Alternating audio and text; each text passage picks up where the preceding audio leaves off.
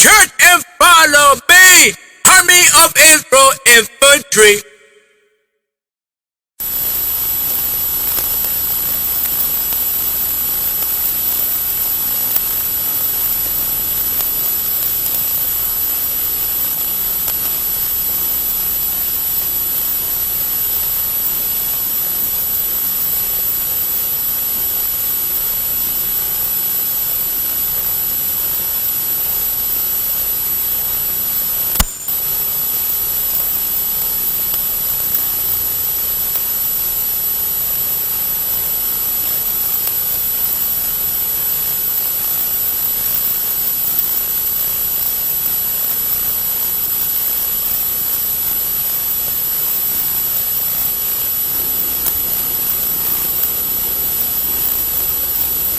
Shalom, brothers and sisters. Giving all praises to the Most High in Christ. Okay? Today's topic, we're going to deal with the 12 tribes of Israel, who they are and where they're located. My name is Nathaniel Alaga, and to my right, Banyamya. Okay? Because there's a common misconception out here in the world today that the Lord destroyed the 12 tribes of Israel, that now you can be a spiritual Israelite because the 12 tribes have been destroyed. Now, is that true according to the Bible? Let's go to Romans chapter 11 and read verses 1 and 2. In the New Testament, for you hypocrites. Okay?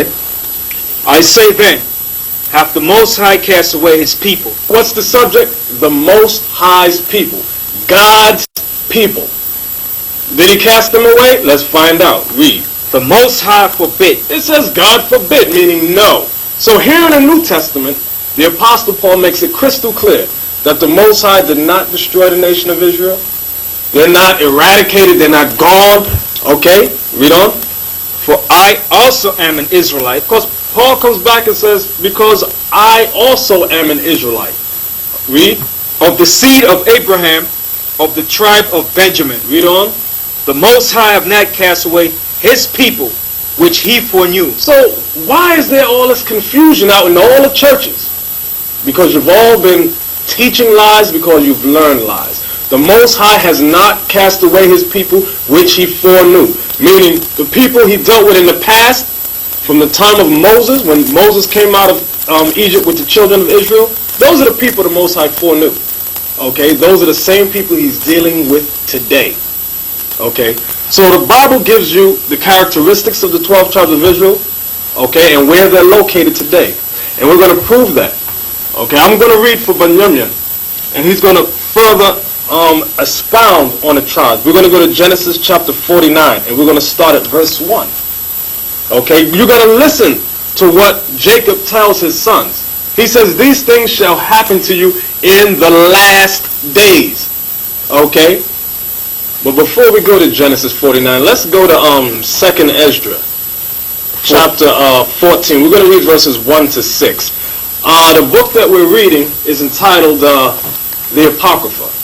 This book was taken out by the so-called white man. It was originally included in the original King James Version 1611. But because it revealed too much about the end of times and who the wicked was, being the so-called white man, the so-called white man had it removed. Okay? So, a lot of you know that when Moses went up to Mount Sinai, he dealt with the Heavenly Father. And he was up there for 40 days and 40 nights. But a lot of you ignorantly believe that Moses was up there 40 days and 40 nights simply receiving 10 commandments. Now that's simple. How he's going to be up in a mountain for 40 days and 40 nights and only get 10 commandments? He was up there receiving much more than 10 commandments. There's over 600 commandments, and he also received something else. And Ezra records it. So let's read 2nd Esdras chapter 14 verses 1 to 6. And it came to pass upon the third day, I sat under an oak, and behold, there came a voice out of a bush over against me, and said, Esdras, Esdras. And I said, Here am I, Lord. And I stood upon my feet. Then said he unto me, In the bush I did manifestly reveal myself unto Moses, and talk with him when my people serve in Egypt. Right, so now the Most High is revealing something to Esdras. He's telling Esdras what he revealed to Moses. Read on. And I set him and led my people out of Egypt, and brought him up to the mount of Sinai, where I held him by me a long season. Where I held him by me a long season. That was the 40 days and 40 nights. Read. And told him many wondrous things. And told Moses many wondrous things. Read. And showed him the secrets of the times. And showed him the secrets of the times. Please read that again. And showed him the secrets of the times. And showed him the secrets of the times. Remember, it was Moses that recorded the first 5 books of Genesis.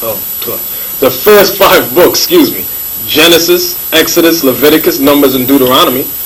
The Most High revealed to Moses the whole creation. Okay, and Moses was recording it. He also showed him the end of times.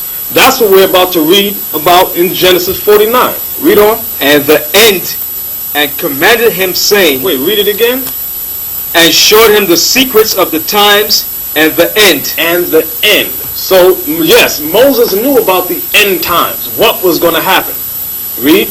And commanded him, saying, These words shalt thou declare, and these shalt thou hide. Right. These words shalt thou declare, meaning made manifest openly, and certain things the Most High told Moses, make that a deep mystery, or don't write that part down.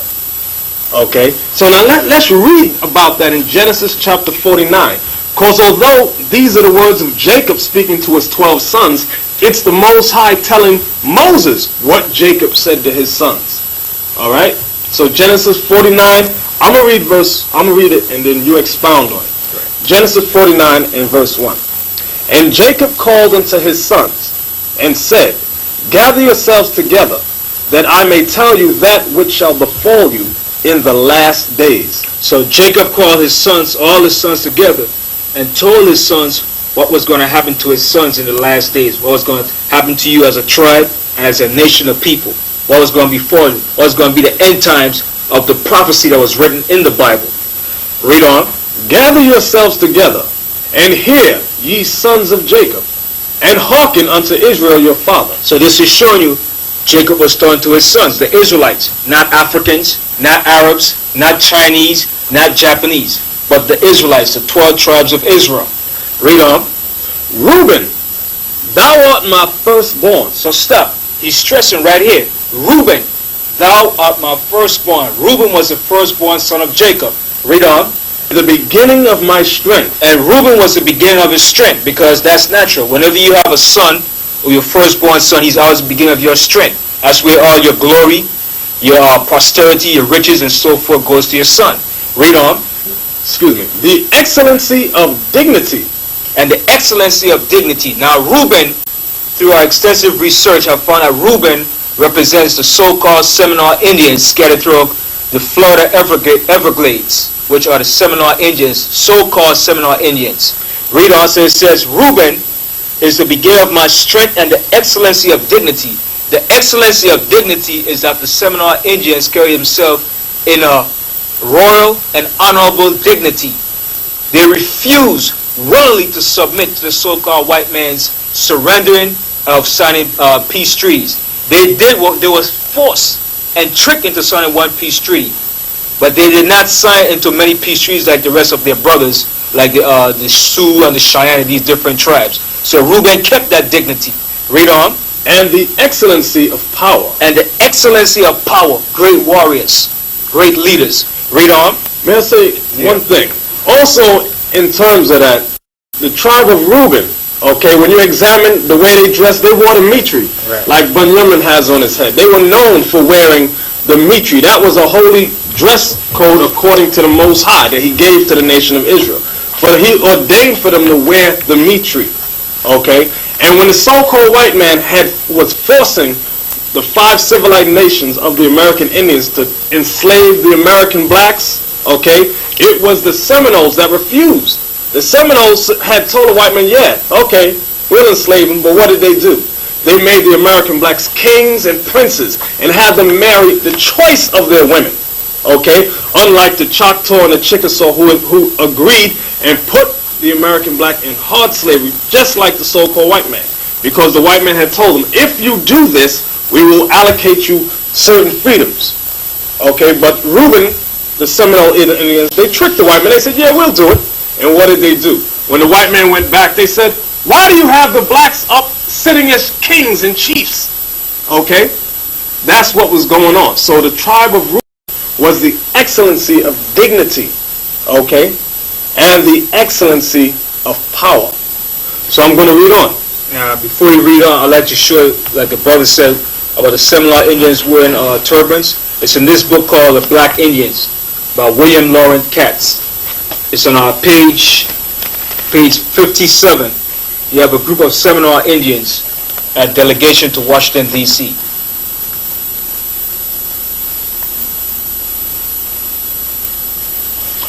Okay, so I'm going to read on. I'm in verse 4 now. Unstable as water. So when it says Reuben was unstable as water, what was happening, Reuben were like nomads. They traveled back and forth. They didn't stay in one stationary places. They constantly kept moving back and forth.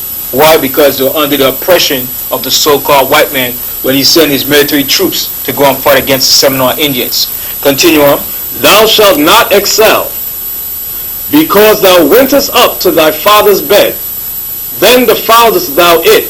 He went up to my couch. So Jacob was telling Reuben also because what he did to his father, he defiled his father's bed by taking his concubine. He slept with his father's concubine.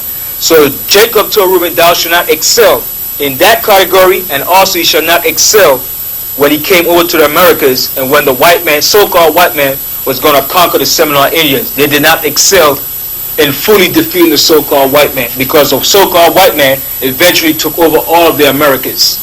And the Seminole Indians became subject to the so-called white man way of life. Right. One of the main guys was Andrew Jackson.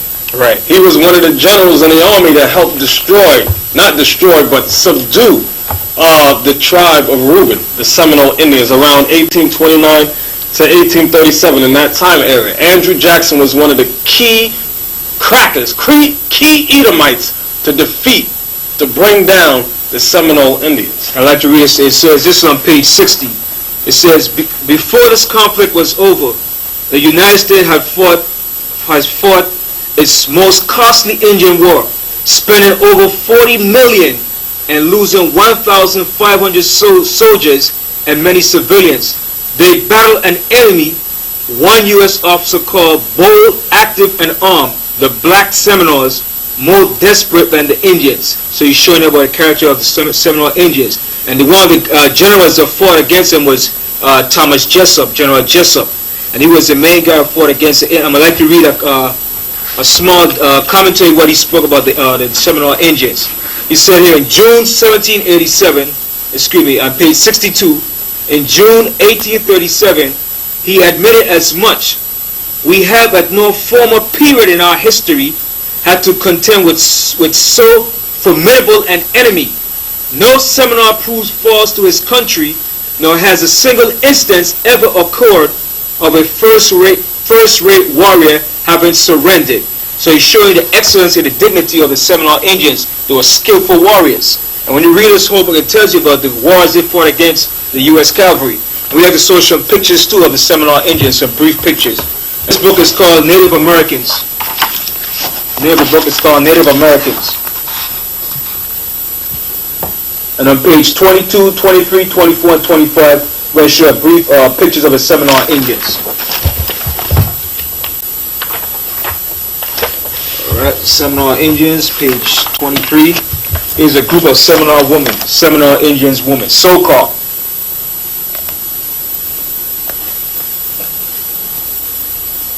As you were showing the screen, the Seminole Indians. So we had to go to the book of Deuteronomy, the 33rd chapter and the 6th verse. Right.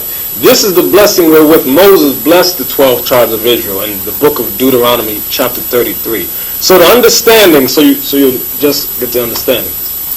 On how do we know who the 12 tribes are? You need 3 chapters primarily. You need Genesis chapter 49, you need Deuteronomy 33, and also Deuteronomy 28. We're mainly going to concentrate on Genesis 49 and Deuteronomy 33. And one more book, the Apocrypha. Right, and the Apocrypha. Okay, so Deuteronomy chapter 33, verse 6.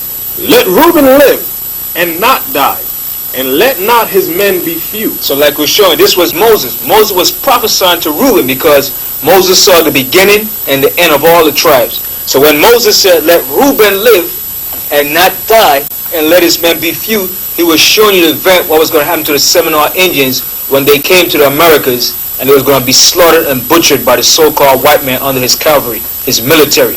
So he prophesied this event and said, let not Reuben die and his men be few. Why? Because the Most High had to preserve a remnant of his people. Like we read in Romans 11, the Most High has not cast away his people, which he foreknew.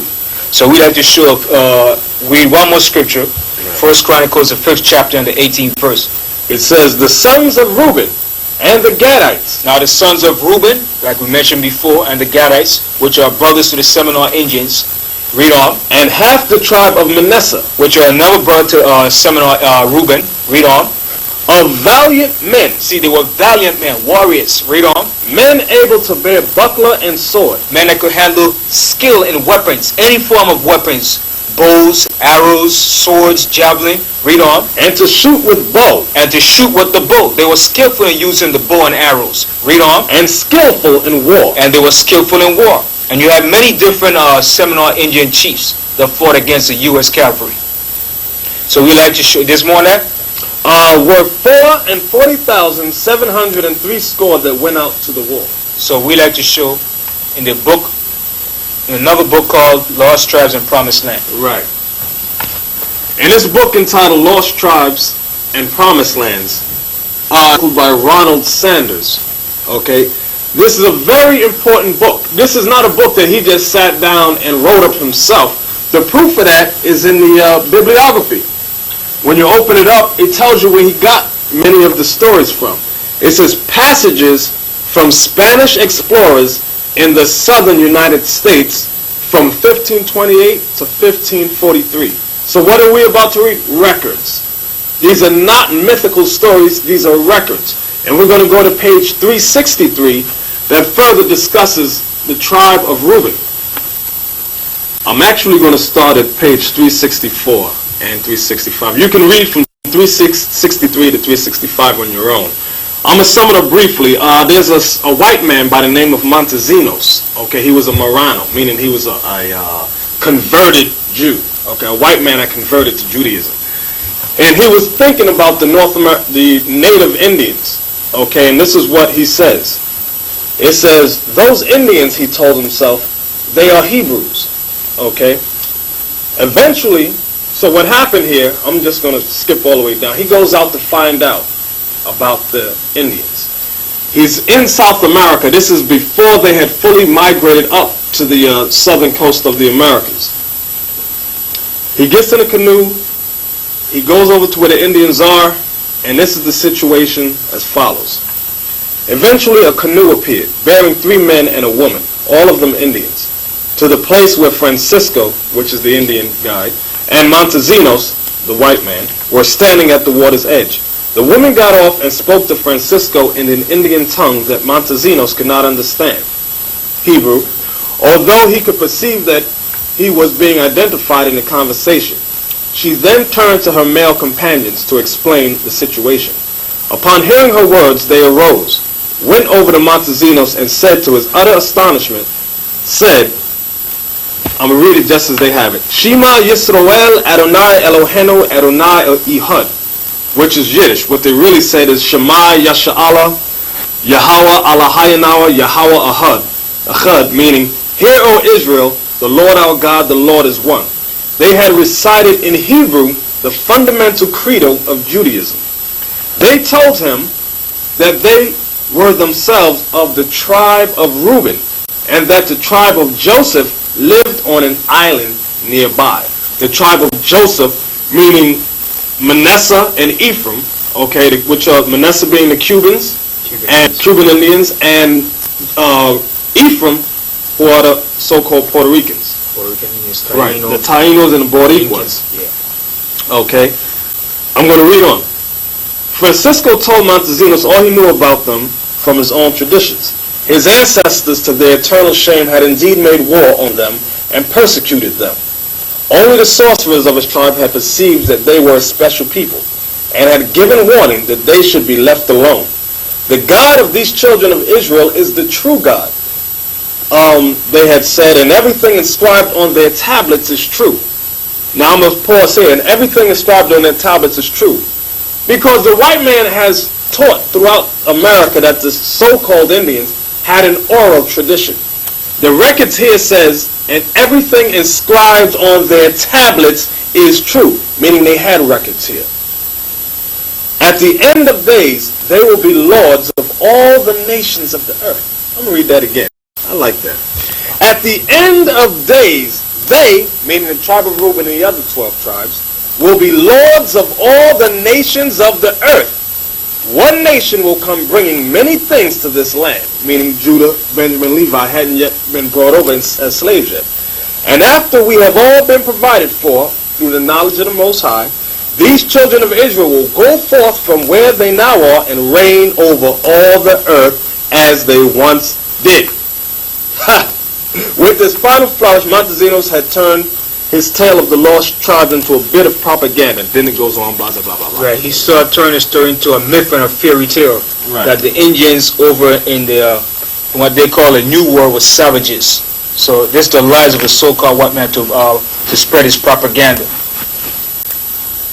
So the next tribe will be Simeon and Levi. Simeon represents the Dominicans of Indian descent, and Levi, which are the so-called Haitians that lives on the island of Haiti. So we begin at Genesis, the 49th chapter and the 5th verse. Simeon and Levi are brethren. So what Jacob is saying, he says Simeon and Levi are brethren. Meaning when they say they are brethren, they share the same island known as Hispaniola, which is one side you have the Dominican Republic, and the other side you have Haiti. So it says Simeon and Levi are brethren. All the tribes are brethren, but he's stressing the point that Simeon and Levi, because these two brothers share one island that was known as Hispaniola, but later was divided to Santo Domingo and Haiti. Read on. Instruments of cruelty are in their habitations. And it says instruments of cruelty are in their habitations. The instrument of cruelty that's in their habitation is the witchcraft, which they call voodoo, that's used among the Haitians and the Santo Domingans. So that's the instrument of cruelty that's in the island. That's the main instrument that they use against their own people. And it was also used against the French when the Haitians fought against the French. But looking at today, our people use this witchcraft amongst their own people, which is known as voodoo. All right? Right. Can I show them a few clips of it? In this book here entitled Haiti, Feeding the Spirit, we're going to show you a few clips on the voodoo. Okay? As we brought out in Haiti, they call it voodoo. In the Dominican Republic, you call it brujeria, okay, which is evil magic. So, as you can see for yourself, you see the various clips on the Haitians doing their witchcraft. The same thing in the Dominican Republic. So now I'm going to read on to verse 6. O my soul, come not thou into their secret. So what Jacob was saying, O my soul, come not thou into their secret. He didn't want his righteous spirit that he has to go to what they was going to deal with, which was a witchcraft, because that witchcraft was going to turn to the left-hand side, to negative. It wasn't going to be used in the positive. Read on. Unto their assembly, mine honor, be not thou united. So the assemblies, they're gathering when they have these witchcraft together, when they're working these assemblies of witchcraft amongst the witch doctors and the mass of the people. Read on. Read the part again. It says, unto the assembly, my honor. Unto the assembly, mine honor, be not thou united. So he said, for this, they were not going to be united. That's why Haiti and Santo Domingo is divided. So he didn't want them to be united in that purpose, because if they came together, it would be very destructive. So he said, be thou not united. Read on. All right, let me say one thing. And when they're on that island of Hispaniola, the Haitians are speaking French, the Dominicans are speaking Spanish. They're divided in language, okay, and culture. Right. Okay? And they hate each other. They dislike one another. On the same island. That shows you that the Bible is true. The Most High knows exactly what he's saying. I'm going to read on. For in their anger, they slew a man. So this goes back in the past, when we were back in the land of Israel. What happened, some men had raped their sister, Dinah. So they told Israel, okay, you can marry my sister. So they said, for you to marry my sister, you must become circumcised. So when these men became circumcised and they were all sore and sitting back, they went and slew all the men. They slew all these African men that raped their sister. Read on. I'm going to read on. And in their self-will, they dig down a wall. So meaning to destroy a whole city of Africans when they were back in the land of Israel. And their father Jacob was afraid of what they have done. Read on. Cursed be their anger, for it was fierce. He said, cursed be their anger because it was fierce. And their anger today is still fierce towards their own people. Continue on. And their wrath, for it was cruel. And they're still cruel today too. Read on. I will divide them in Jacob. So Jacob said, according to the prophecy of the Most High was going to do, he was going to divide them in Jacob. That's why he divided by Santo Domingo and the island of Haiti. Read on. And scatter them in Israel. And we were scattered. How were we scattered? When we were brought to this part of the world in slavery, on the slave ships. Right. Also, that goes when the Most High, when the Levites was set up, they were scattered throughout all Israel.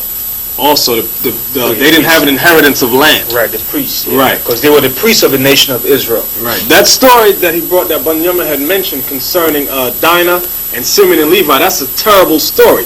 Because, as he brought out, when that African prince had slept with their sister, Simeon and Levi wanted revenge.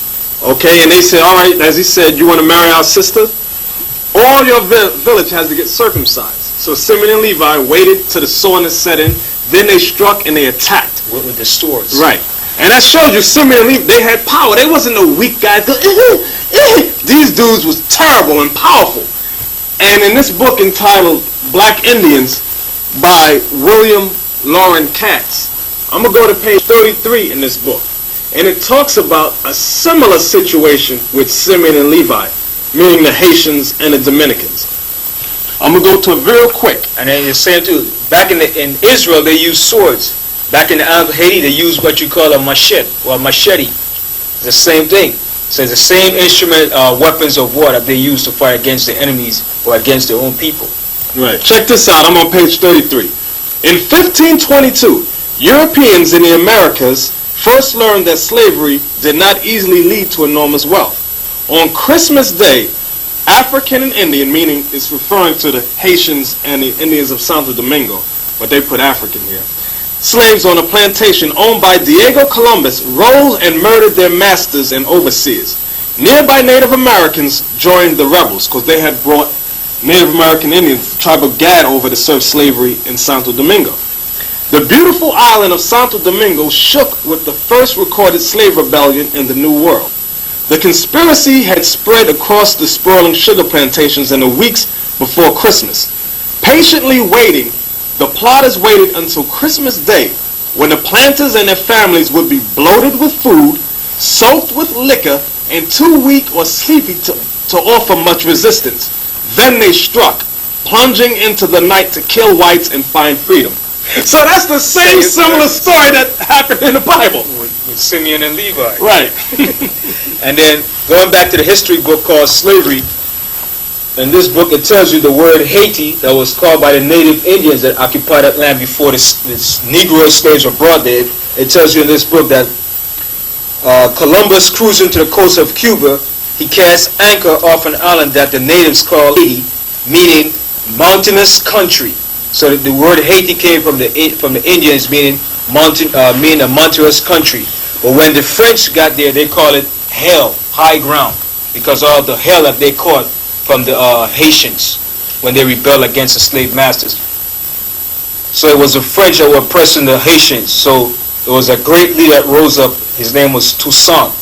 And this is what it says on Toussaint. Only 7 months later, Napoleon gave up his attempt to force Haiti back into slavery because Napoleon hated black people. He was a staunch hater of black people. And it says Toussaint had won after all. The French withdrew, leaving 60,000 of their soldiers and sailors dead on the island. On the last day of 1803, Haiti formally proclaimed its independence, so-called independence, from the hardcore bondage of the French. So what is it showing you? That the French caught much hell under the Haitians when they rebelled. And the so-called Haitians were the first to proclaim independence in the so-called Western world. Right. The next thing, when you go to the libraries, There's a book entitled Christopher Columbus and the Participation of the Jews in the Spanish and Portuguese Discoveries by Dr. M. Kayserling. If the cameraman could get close up on this. This is a reference book. You're not going to be able to take the book out, but I'm going to read a few references from page 95 on, okay? Proving that the Indians of the Dominican Republic in Cuba, they are Israelites. It says this: in Cuba, Hispaniola, which is the Dominican Republic, and the other islands which he discovered, Columbus found natives who had their caciques, meaning kings, and their own language and traditions. To what race did these aborigines of America belong? Several writers have asserted and have displayed much learning in attempting to prove that the aborigines were descendants of the Jews. This result was reached already in the 16th century by the Spanish clergyman Reuben. His arguments were derived from an unpublished manuscript which he discovered in the library of San Pablo in Seville. Okay, let me jump down real quick. I'm going to go to page 98. Of more interest than the mode of migration is the question whether any analogies in language, in traditions, in religious conceptions, or in religious ceremonies justify the acceptance of this ethnological theory, which it does. As you stick around, we're going to show you the language of the Indians throughout the islands. Reuben's chief argument in support of his view is the language of the Indians in Hispaniola, which is the Dominican Republic, Cuba, Jamaica, and the adjoining islands. He contends that it has many resemblances to Hebrew. It was Hebrew, and we're going to prove it. In fact, he even calls it corrupted Hebrew, because they had picked up other languages from the white men, different words, and inserted it in. He asserts that such names as Cuba and Haiti are Hebrew, and that they were first applied by the earliest caciques, meaning kings, the chiefs or the leaders, who discovered and peopled the island. Okay, the names of rivers and the persons in use among the natives are derived from the Hebrews. I'm going to go to page 99.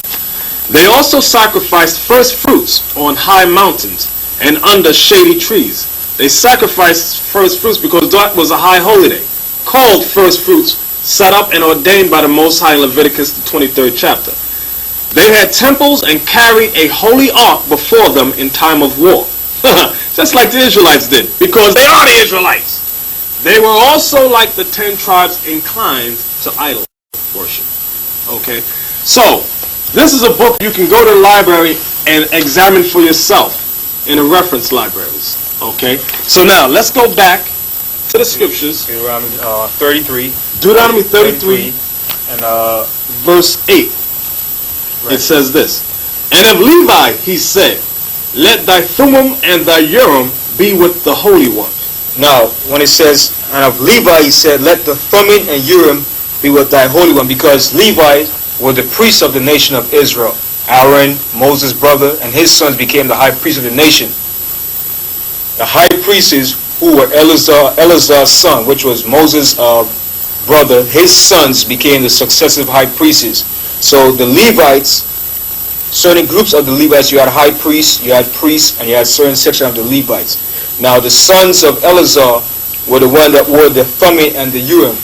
Now the Thummim and the Urim were like balls that gave off illumination, something like crystal balls. And the Most High would speak to the priests, and he would show them certain events that would take place concerning the nation and concerning the priests. Now, and it says, and of Levi he said, let the Thummim and thy Urim be with thy Holy One, which was his priest. Now the Holy One that's dwelling with our people now is not the righteous spirit of the Most High. What they're dealing with is the witchcraft and with Satan, because like I said, the Haitians were the priests of the nations. And it says, let the Thummim and thy Urim be with thy Holy One, whom thou didst prove at Massa. So who was at Massa with Moses? It was the Levites and the rest of the Israelites that provoked Moses, and the priests that were Moses at Massa. Because Moses struck the rock to give them water. And it's going to explain for him, with whom thou didst strive at the waters of Meribah. So this part, when he said about the Thummim and the Urim, is that you know that the priests used the Thummim and Urim, which were like crystal balls that gave off a certain illumination to let the priest know what the Most High was going to relate to his high priest and so forth. And it says, the 9th verse, read on. who said unto his father and to his mother, I have not seen him, neither did he acknowledge his brethren. So this is speaking about Levi. When it came to pass, when it was asked, when Joseph was sold in Egypt, it was asked of Levi, where was his brother? And Levi said, who said unto his father and to his mother, I have not seen him, neither did he acknowledge his brethren. Now when you look at it today, the Haitians today don't acknowledge the so-called black Americans or the West Indians. They merely keep to themselves, amongst themselves. They don't associate. They will speak to you, but the close, far as dealing association is merely among their own people. They do not acknowledge their brethren. Continue on. Right. One more thing, one more aspect to that. When it says, who said unto his father and to his mother, I have not seen him, neither did acknowledge all his brethren, nor knew his own children, for they have observed thy word. Goes back to Exodus 32 also, when Moses came down from Mount Sinai. Okay, and the children of Israel were in all manner of wickedness and fornication. And the Most High said, who is on the Lord's side, let him come here. And the Levites came to Moses. And he said, let every Levite take his sword and slay the wicked of Israel. And it says the Levites didn't care if it was their mother, their father, or their children. They just slaughtered them, put them to death. Okay, so I'm going to read on now in verse 10. They shall teach Jacob thy judgments, and Israel thy law. Right, so that was the job of the Levites, to teach the law. They were the lawgivers of the law also, to teach Israel the laws of the Most High, and so forth. That was the job of the priest, to do the sacrificing, to burn the incense in the temple, and it goes on and on. That was their job, to do the service of the Most High strictly. Read on. They shall put incense before thee, and whole burnt sacrifice upon thine altar. So their job was to burn the incense, right? The incense in the temple, sacrifice the animals for the sins of the people and for themselves, and for the atonement of the sins of the entire nation. Continue, and it says, read on. So we have to go to Malachi. Right. Malachi, what chapter? We're going to go to Malachi chapter 2, and what we're going to read is verses 1, 3, 8, and 9, so we can just get through it briefly. Malachi chapter 2, verse 1. And now, O ye priests, this commandment is for you. Okay, let me jump to verse 3. Behold, I will corrupt your seed, and spread dung upon your faces. Now this happened to the Levites. When this happened? When we were brought here in slavery, the Haitians. Why? They are no more priests to the Most High, because what are they dealing with now? Witchcraft, evil, all sorts of evil and madness. As an entire nation, I should put it, we're dealing with wickedness and evil. So now, instead of doing righteousness, as doing the burn the incense and the righteous oil of the Most High, we're doing the evil sacrifices. Read on. Right, let me show them a photo of that from this book here. Okay, it shows them practicing their voodoo and spreading dung upon their faces. So this was prophetic. Alright? So, let me read on. Even the dung of your solemn feasts, and one shall take you away with it. Okay, so now let's jump down to verses 8 and 9. And now the solemn feast that they're keeping in Haiti and those islands is Easter and what? Easter and Christmas. Some of them do. If they're in the Roman Catholic Church, they either celebrate all the pagan customs of the Roman Catholic Church. That's the solemn feast that they're keeping. Right. Verse 8. But ye are departed out of the way. See? So the whole nation, but this was referring particularly to the Levites, the priests. They have went out of the Most High's way, which is his righteous order. Continue on. Ye have caused many to stumble at the law. Ye have corrupted the covenant of Levi, saith the Lord of hosts. And that's what they did. Corrupted the covenant by doing what? Bringing in false sacrifices, by going to pagan customs, by following the ways of the different nations, the Africans. Continue on. Verse 9. Therefore have I also made you contemptible and base before all the people. And look at it. Haiti is the poorest country in the Western Hemisphere. It's the poorest. And they're living in the most deplorable state. Continue on. According as ye have not kept my ways, but have been partial in the law. Right, let me say this about that. When the Mosai said he made Levi contemptible and base before all the people, meaning before all Israel. When you mistakenly if you ask a black guy, are you Haitian? You know how insulted they get. Haitian? I ain't no Haitian. If you ask any of our people, they get just like the greatest insult to call them a Haitian. because they've been reduced to being contemptible and base before all the people. And with many Dominicans, the biggest joke that one of their jokes is to call another person, they say, "Tu eres un haitiano," meaning you are a Haitian. And they all think, that's like a joke to them, because they consider the Levites, which are the Haitians, the most base of all people.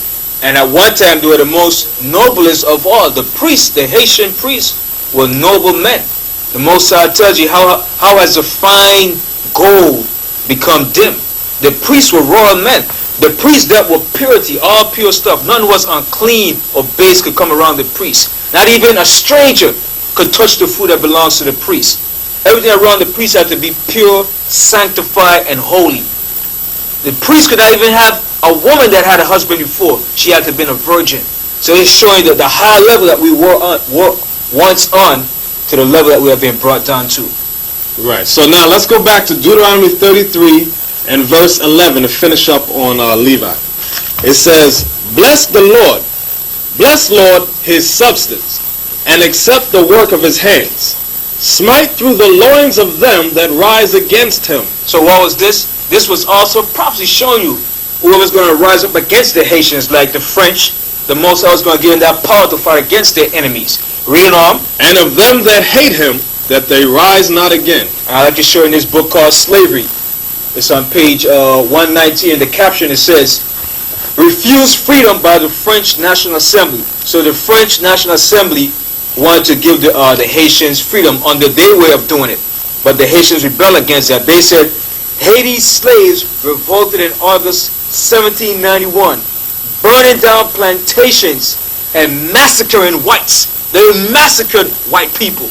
And it says, Toussaint organized the slaves into a revolutionary army that could defeat the European troops. So this is also going back to this prophecy in this chapter, right in this verse right here, about the Haitians. Right, and that's going to go on a greater scale in these last days. The Most High is going to destroy everyone that comes up against them, that they rise not again. Because the white man's not going to rise again, according to this prophecy. Ever! Ever! And the next tribe is Judah, who is known today as the so-called Black Americans, or some people say Afro-Americans. But these are natural names, or Negroes, which y'all make mockery of my Negroes. So you prefer, some people prefer the term Afro-Americans, but the true nationality is Judah. Right. Can we just get, since you said that, in Deuteronomy 28, I just got to get to, since Benjamin brought that up, Deuteronomy 28 and 37, it says this. This is mainly for Judah. Listen. "And thou shalt become an astonishment, a proverb, and a byword among all nations, whither the Lord shall send thee." Because as he said, you call colored, some of you call it Afro-American, African-American, Blacks American, Nubians now. So that's what it means being called a byword, a proverb and a byword. Like there was a famous proverb, "Eeny, meeny, miny, mo, catch a nigga by the toe. If he holler, let him go. Eeny, meeny, miny, mo." Okay, so then you got all these bywords. You call every 10 years, the American, what's termed American black, changes their nationality. So that's Bible prophecy on the tribe of Judah. So now, let's go to Genesis 49 and verse 8. It says, "Judah, thou art he whom thy brethren shall praise." Now it says Judah, particularly speaking of the so-called Black Americans. "Judah, thou art he whom thy brethren shall praise," meaning the rest of the tribes is going to acknowledge Judah for bringing forth the truth and teaching and showing that we are the Israelites, according to the Bible. Continue on. "Thy hand shall be in the neck of thine enemies." Now when it says, "Thy hand shall be in the neck of thy enemies," it's referring to the so-called Black Americans are situated in the most prominent situation of all the tribes, in the top leading position where they have the advantage to take hold of this system and bring this man down. So actually their hand is up in the neck of the so-called white man's system, whether it's his political system, his military system, his economical system. They're up in the top elite of the system where they have the position more advantage of the system than the rest of the tribes of Israel.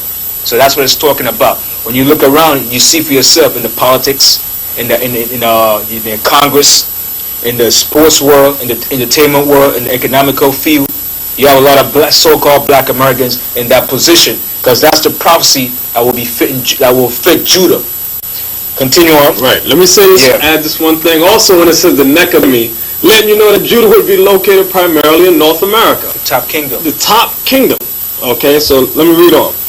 It says, thy father's children shall bow down before thee. Right, so their father's children, which is the rest of the tribes, is going to acknowledge and see that Judah is the head tribe that the Most High set up.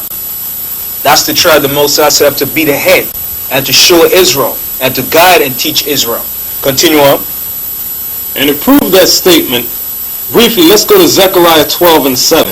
It says, the Lord also shall save the tents of Judah first, that the glory of the house of David and the glory of the inhabitants of Jerusalem do not magnify themselves against Judah. So you can elaborate on that. Okay, so the Most High is the prophecy is letting us know that Judah would be exalted first. And Judah would be the top tribe who would give the knowledge to the rest of the tribes.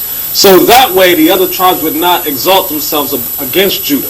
Because right now in this system, the tribes seem to be against Judah. They're always putting the tribe of Judah down. Oh, those blacks don't like to work. Oh, they're lazy. They're Yankee boys. They're on welfare. They ain't this, they ain't that. They've been here so long and they haven't achieved nothing. Right. So the Most High is through prophecy, letting us know that Judah would be lifted up first. And Judah would be the one to gather the tribes, to spread the knowledge out.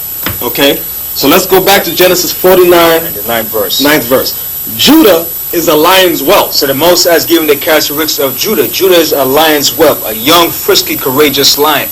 Judah was like this back in the 60s when they started standing up for the civil rights, for black power, the black movement, and the different black groups, the Black Panthers, the freedom fighters, and going on. Continue. From the prey, my son, thou art gone up. So from the prey, my son, the prey is the Bible, the knowledge of the Bible. Judah has gone away from the truth of the Bible, teaching that they're the Israelites, and they have gone into what? More into the political system. They have gone more into Africanism, Egyptology, and all the different philosophies of this system and of the different nations. Read on. He stooped down.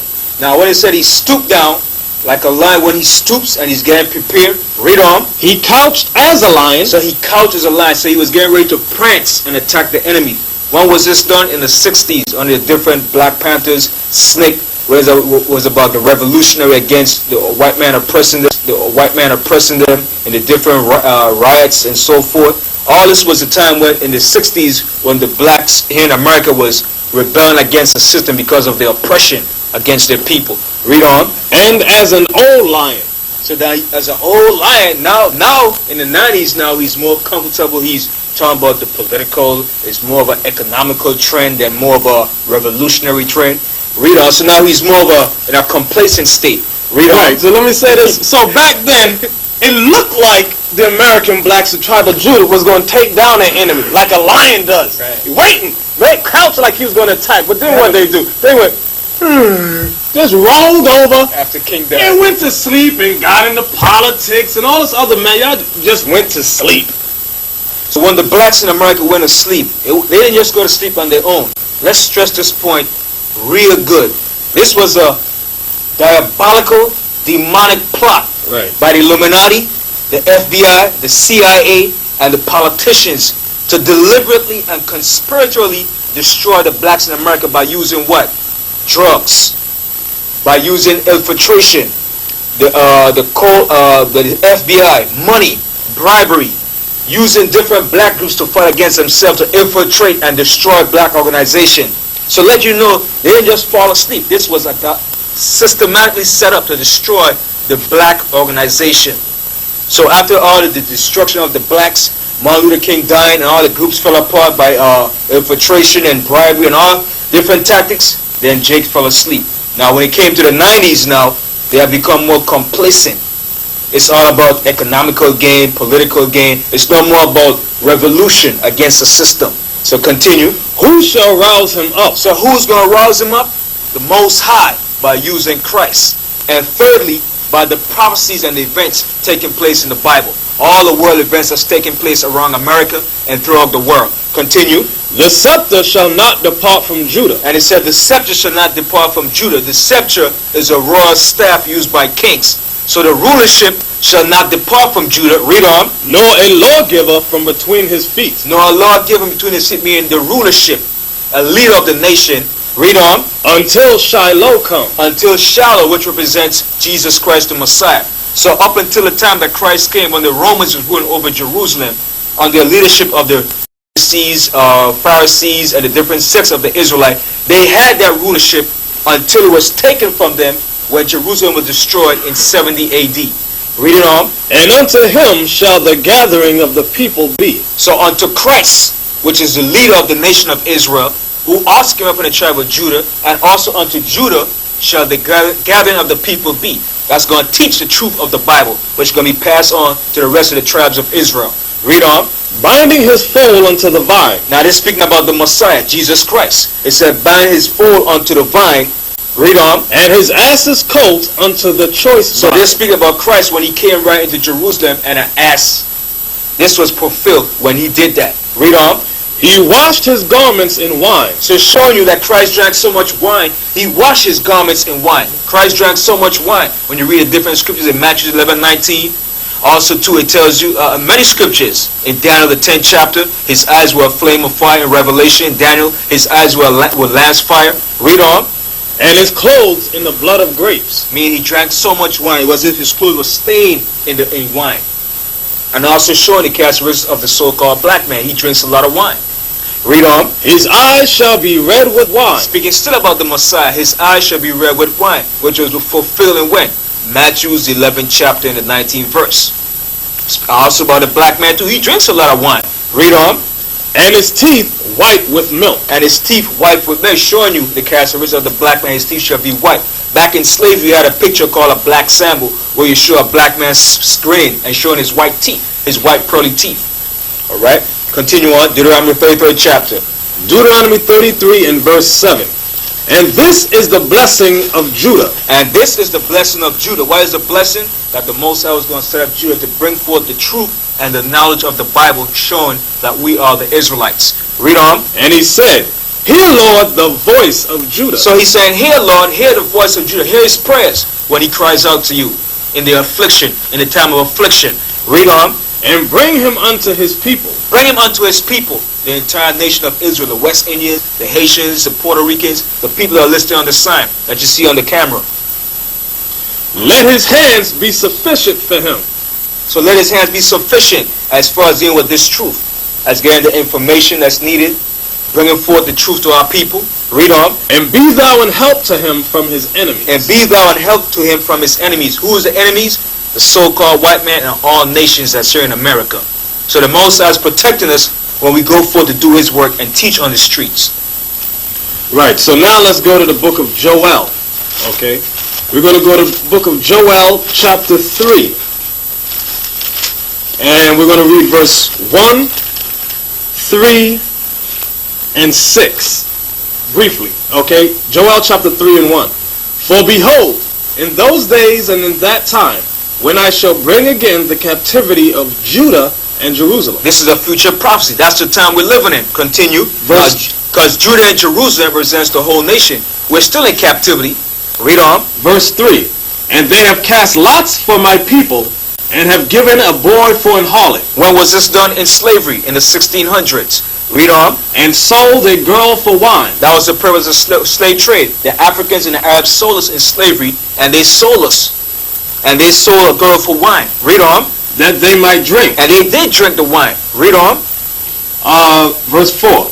Yea, and what have ye to do with me, O Tyre and Zidon? So the Most High is speaking to who? The Africans. Why? Because these people were the original inhabitants of the land of Tyre and Zidon. Continue on. Read on. And all the coast of Palestine. And who's running the coast of Palestine now? The Arabs. That's fighting over the land of Israel. So it's showing you that the Africans and the Arabs were involved in the slave trade in selling us to the so-called white man. Read on. Will ye render me a recompense? And if ye recompense me swiftly and speedily, will I return your recompense upon your own head. So the Most High said, no matter what they do, if they pray to him 100,000 times a day, and they say, well, we'll sell what we did, the Most High says he's not going to forgive them. He's going to return a recompense upon their own heads. No much how much Allah, what they sing or shout, the Most High is not going to forgive what they have done to his people. Right. Let me say this. Recompense meaning payback. Right. All the nations were envious over Judah and the other tribes being the chosen of the Most High. So Tyre and Zidon, the Africans, and Palestine, meaning the Arabs, figured, look, we can pay the Most High back for not choosing us. Let's destroy them. Let's put them in slavery. So the Most High said, if you do that, thinking you're paying me back for not choosing you as my chosen people, swiftly and speedily will I return your own payback upon your own head. Okay? So now we're in I'm going to jump down to verse 6. Okay? The children also of Judah and the children of Jerusalem have ye sold unto the Grecians. Now this is showing you. It's showing you right here. Who sold us is the children of Judah, the so-called black Americans, and the children of Jerusalem, the rest of the tribes of Israel. When also it said Jerusalem, it also includes Benjamin and Levi, the so-called West Indians and Haitians. It said the children also of Judah and the children of Jerusalem have you sold unto the Grecians. Why is it saying the Grecians? Because the Greeks was the first ruling empire of the so-called white man. And all white people stem from the Greeks. So it's talking about the so-called white people, Europeans, up until this day America. Read on. That ye might remove them far from their border. And we will remove far from our border, which is Jerusalem. We were sold from the west coast of Africa, but we migrated down into Africa in the time of 70 AD. I'm going to show you in different historical books called Babylon to Timbuktu. So from the west coast of Africa, we were sold by the Africans and the Arabs to the so-called white man. Right. So from there, let's jump back to Deuteronomy 28 and let's get verse 68 to show you how they removed us far from our border on slave ships. Does the Bible speak about that? Yes, and we're going to prove it. Deuteronomy 28:68. And the Lord shall bring thee into Egypt again. Now, read on. With ships. This was a second time. The first time that we were in Egypt was with Jacob and his 70 souls, and we became a great nation. And we came out of Egypt under Moses. But this second time was after we became a great nation, and we were sold from the west coast of Africa to the Americas. Now, and Egypt is a Greek word that means bondage, slavery. America also represents Egypt, which is our bondage and our captivity. Now it says, and the Lord shall bring thee into Egypt again, meaning a second time. Read it again. And the Lord shall bring thee into Egypt again with ships. Again with ships. It's slavery into America a second time. Read on. By the way whereof I spake unto thee. By the way whereof I spake unto thee. Read on. Thou shalt see it no more again. So by the way Moses spoke, it was in Mount Sinai. And read on. And there ye shall be sold unto your enemies. And the there is America. America, the islands of the Caribbeans. Read on. For bondmen and bondwomen. And it said, you shall be sold unto your enemies, the so-called white man, the Greeks that we read in Joel, the 3rd chapter. Read on. And no man shall buy you. The bondman and bondwoman is slave man and slave woman. When it says, no man shall buy you, no man of our people in this captivity was going to redeem us or deliver us out of the hand of the so-called white man. You have many black leaders that tried, but they failed. Because who's going to deliver us out of this captivity? Jesus the Messiah. And when he comes back, it's not going to be with peace and love. It's going to be with war and great destruction. Right. So let's go to Jeremiah 14:2. Right. Okay, to prove the color of Judah. Right. Jeremiah 14 verse 2 says, Judah mourneth, and the gates thereof languish. So the Bible said Judah is mourning. Mourning for what? For better rights, civil rights, equality, for jobs, for more employment, for against the oppression, against the hatred. For you name it, every aspect Judah is mourning. Read on. And the gates thereof languish. So when it says the gates thereof languish, mean the black leadership of our people is languishing. They're languishing in the sense that they're not teaching our people the truth as to who they really are, the Israelites. What they're teaching our people, they're African Americans, Islam, and all these different false philosophies. But they're not teaching that they're the Israelites, and the so-called white man is a devil, and he's not the Jew, according to the Bible. Right on. And that ties in what Genesis 49 said about them couching as an old lion. Who shall rouse them up? Okay. So that's what also goes into that language. Our leaders are languishing because they don't know what to teach the people. Okay. It says, they are black unto the ground. So it's showing you that Judah is black unto the ground. Meaning what? They're dark-skinned people. The Jews are dark-skinned people, black people. When you dig up the earth, it's different shades of brown, dark color. And we're going to prove it more in the historical books, showing you that the Jews were all black people. Alright? Right. And that ground, meaning when he said different shades of brown, because you do have some light-skinned blacks, ranging from a light brown to a very dark brown. Okay? Because when the top layer of the soil is brownish, then the deeper you go, the darker it gets. Okay? So we had to go to the book, this historical book called Babylon to Timbuktu. Now this was written by a black scholar. Some of you said, but why are you using the white man books? We use all books, blacks, white, because it bears reference to the Bible. So we had to go to page 84 and read what this black scholar wrote. Right. And his name is Rudolph Windsor.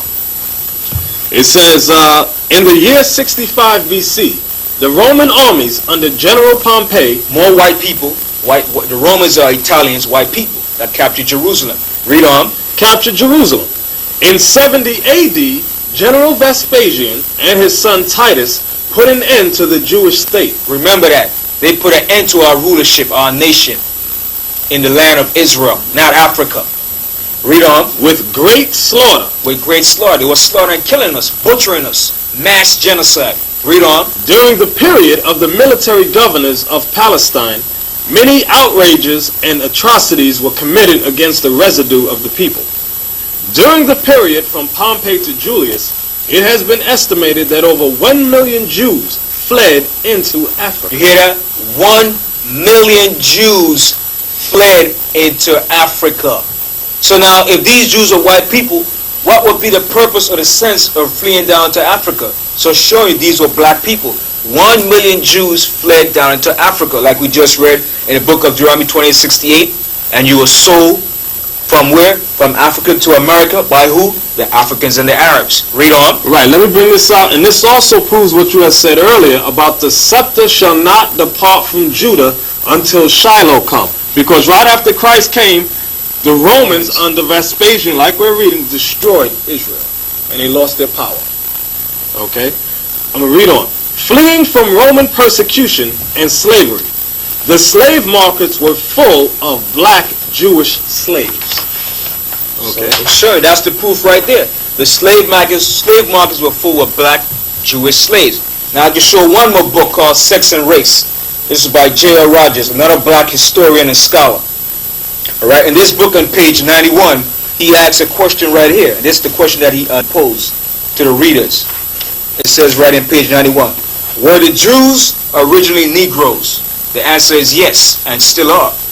Now this is what he said about the European painters. It says, European painters and sculptors, by their use of white models to typify biblical characters, have falsified tremendously the physiognomy of the ancient Jews. That's true. When was this done? In the Renaissance period.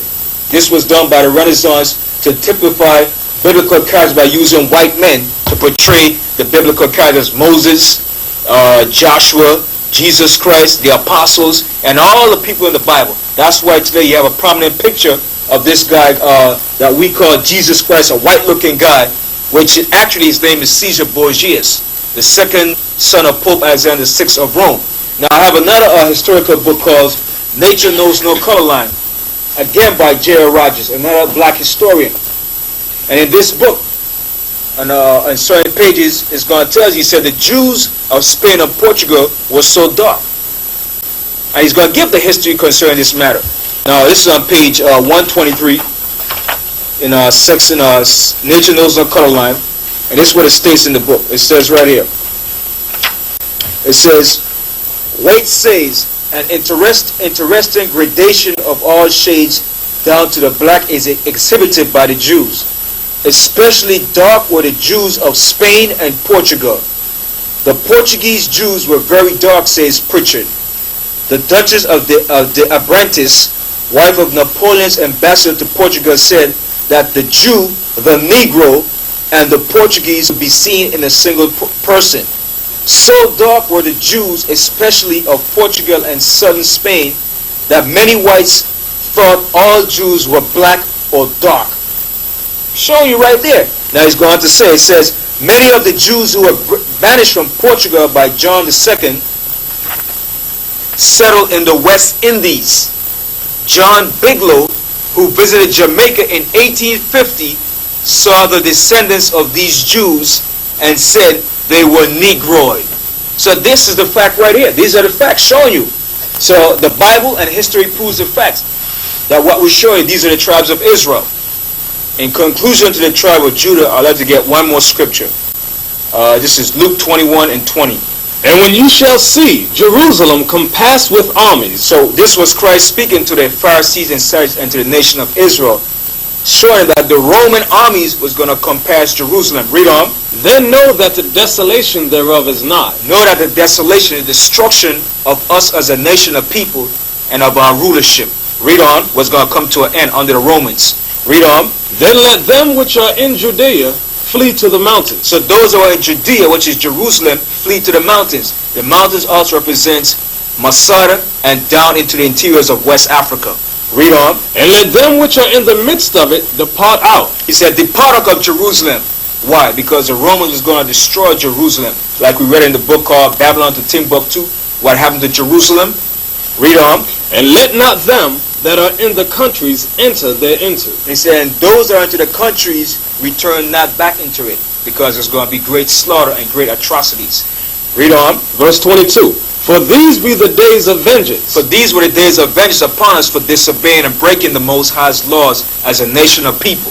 Read on. That all things which are written may be fulfilled. That all things that are written where?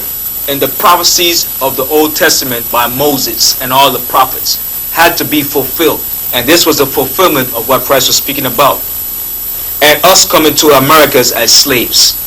Read on. But woe unto them that are with child. So that's it on that. Okay. So we're going to begin now with Issachar and Zebulon.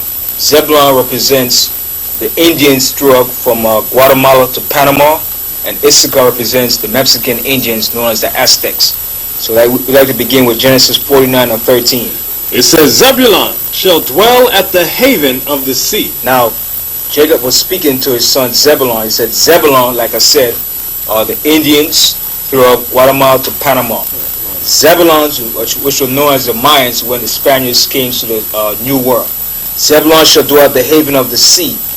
The haven of the sea that he's talking about is the area known as the Panama Canal Zone. And he shall be for an haven of ships. He shall be for a haven of ships, meaning the major docking point where all ships come in and out for exporting and importing. And when you look at the Panama Canal Zone, it cuts the trip around the world from the Pacific to the Atlantic Ocean.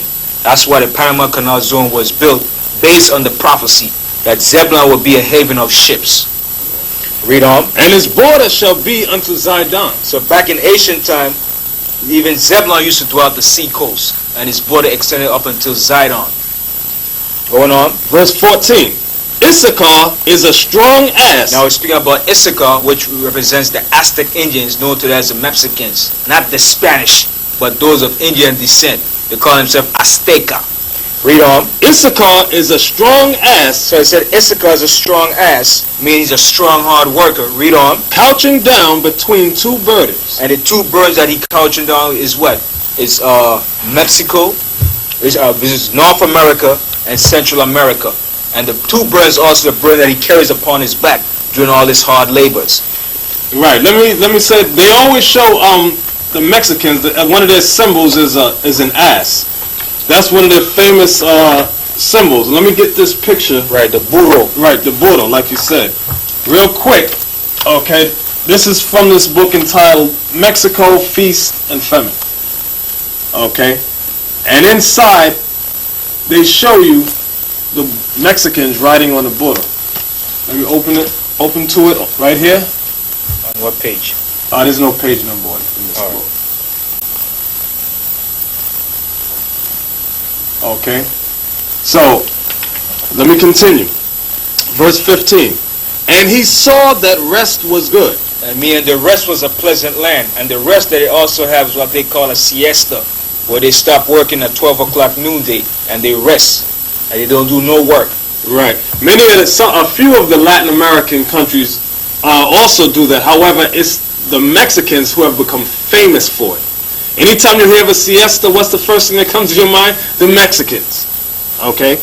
I'll read it again. And he saw that rest was good. And it was also a good land, a beautiful land. Read on. And the land that it was pleasant. The land is a beautiful land. So that's where all the American tourists go. When they want to go for a vacation, they run down to Mexico, Tijuana, Puerto Vallarta, and all the different places in Mexico. Read on. And bowed his shoulder to bear, and became a servant unto tribute. So he bowed his shoulder. When the Spaniards came over and conquered them, the conquistadores, they bowed their shoulder and became servants. And he says, they bowed their minds, and even up until this present day, that's why America is taking NAFTA down to Mexico to pay the Mexican workers a minimum wage, because they are hard workers. His name, Issachar, means he is hired. And the white man knows this prophecy. That's why he exploit and use the Mexicans as cheap labor. Right, even here in the city, whenever the Japanese or the white man in general wants a cheap labor, who do they get? The Mexicans, and pay them less than minimum wage. Because they say, none of the blacks surely ain't going to work for that, or none of the other Spanish-speaking tribes, but get the Mexicans. You could pay them $1.50 an hour. They'll do it. Right. Okay. So now, let's go to Deuteronomy 33. 18 and 19. Right. So we're doing Zebulun and Issachar, because these two tribes are interrelated. They connect borders. Mexico runs all the way down, extends down to Guatemala and all the different El Salvador and so forth. All these were the families of the Aztecs and the Mayans, and they closely had close relationship. Right. So Deuteronomy 33 verse 18. And of Zebulun he said, Rejoice, Zebulun, in thy going out, and Issachar in thy tent. So Zebulun rejoiced in their going out when they used to keep the feast. Now, not talking about the wicked feast that they kept when they went off into wickedness. When they came here first, they were keeping the righteous sacrifices. But then they went off into wickedness, which is sacrificing the people on the altars and cutting the hearts out. I went off into mass wickedness. So it says, Rejoice, Zebulun, in thy going out, and Issachar in thy tents. Who was in the tents of Zebulun? The Aztecs. That's why they used to travel back and forth and used to exchange gifts. Right. They were close relatives. Verse 19. They shall call the people unto the mountain. Right. The ones that did the calling was Issachar. During the Middle Ages, they were called the Aztecs, because the verse above it says, Rejoice, Zebulun, in thy going out, and Issachar in thy tents. So it was Issachar that remained in their tents. The Aztecs, they would blow the horn at the feastly occasions and call the tribe of Zebulun up, which were the Mayans, and there they would do sacrifices. Okay, sacrifices of righteousness. So I'll read on. There they shall offer sacrifices of righteousness, for they shall suck of the abundance of the seas, and of treasures hid in the sand. And when you look it up, the word Panama means the riches of the seas, the riches of the sea. So Panama is rich in the abundance of fish and all the riches that's in the sea. So he's telling you right here about Zebulun and Issachar too. Right. In ancient times, they actually, before we came to this side of the world, the Aztecs and the Mayans, back in Jerusalem, they really had sacrifices of righteousness. Now, a lot of you know the history that when they came over here, the Spanish discovered them sacrificing human flesh. Okay, is that recorded in the Bible? Yes. Let's go to briefly Hosea chapter, I think it's 8 and 13. Hosea chapter 8 and 13. Right. Hosea 8 and 13. Yes. They sacrifice flesh for the sacrifices of mine offerings. Right. They sacrifice flesh for the sacrifices of mine offerings. You heard about Montezuma the first, Montezuma the second. A lot of the great kings of the Aztecs and the Mayans, they were sacrificing flesh for the sacrifices of the Most High's offerings. They became wicked. The Bible bears witness to that. Read it again. They sacrifice flesh for the sacrifices of my offerings, and eat it. And eat it. So what kind of flesh was they sacrificing? Human flesh. Check out the history. They were sacrificing one another and ripping the hearts out of the chest and then eating it. Giving it to the gods. Right, and offering it to these strange gods that they were making up. Okay, Baal. Okay, read on. But the Lord accepteth them not. Right, because this was the time of prophecy that all things written should be fulfilled, that all vengeance would come down upon Israel. Read. Now will he remember their iniquity and visit their sins. Right, so the Lord said now he will remember their sins. He's going to visit them. In what form did the Lord visit them? In the form of the Spaniard conquistadors. When they came in 1492 and destroyed them. From 1492 on. Read. They shall return to Egypt. They shall return to Egypt, meaning they shall return to captivity.